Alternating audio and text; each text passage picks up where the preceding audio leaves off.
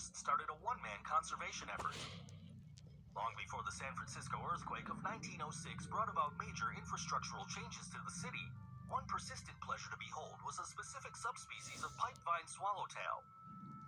This large butterfly, its blue and black shimmering wings decorated with a cascade of orange dots, once flitted its way over the same hilly streets as today's cable cars. But as development of the city flourished in the 20th century, the butterfly got pushed out. Today, the California pipeline swallowtail, or Batis philonor hirsuta, is a rare sight indeed. Though there are a number of reasons why, one major problem is their diet. After all, the San Francisco endemic butterflies only feed on species of pipevine, also called Dutchman's pipe, which is a kind of creeping vine-like ivy.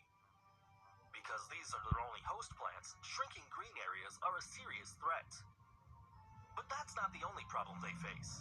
In addition to their dietary restrictions, these lovely critters have a long metamorphosis stage where they are most vulnerable. Of course, butterflies begin as caterpillars, which cocoon themselves in a chrysalis before becoming adults.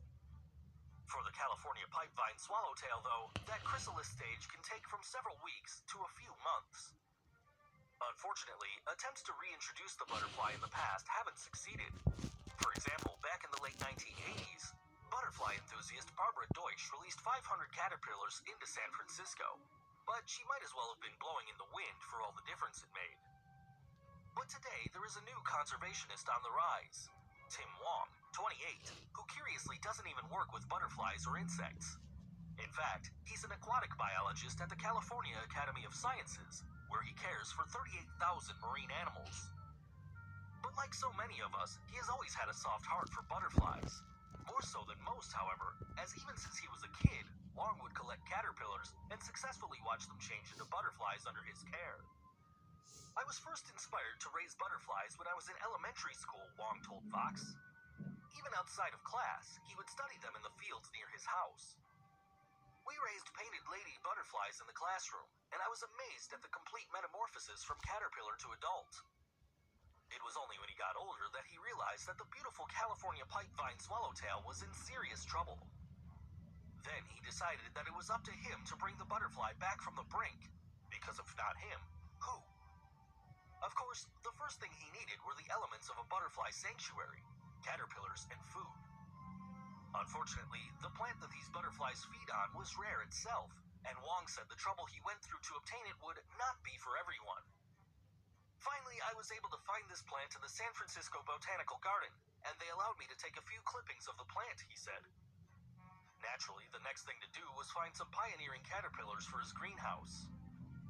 Thankfully, he managed to get some by going outside of the city, as well as asking around and getting permission to go exploring on people's land. Now these caterpillars just needed a home. So in his own backyard, Wong built a butterfly paradise. It was similar to a greenhouse, but one that didn't separate the butterflies from their natural climate. He said, I built a large screen to allow them to mate under outdoor environmental conditions, natural sun, airflow, temp fluctuations. And who can argue that the caterpillars aren't kind of cute? They feed as a little army. They roam around the pipeline plant from leaf to leaf, munching on it as a group, Wong said. In this little habitat, then, the caterpillars pupated, and later, when they hatched, out came the butterflies. The animals live for about a month, and during this time, they breed and lay small, red eggs on the pipevine. Wong has said that he collects the eggs personally and takes them indoors to carefully incubate them.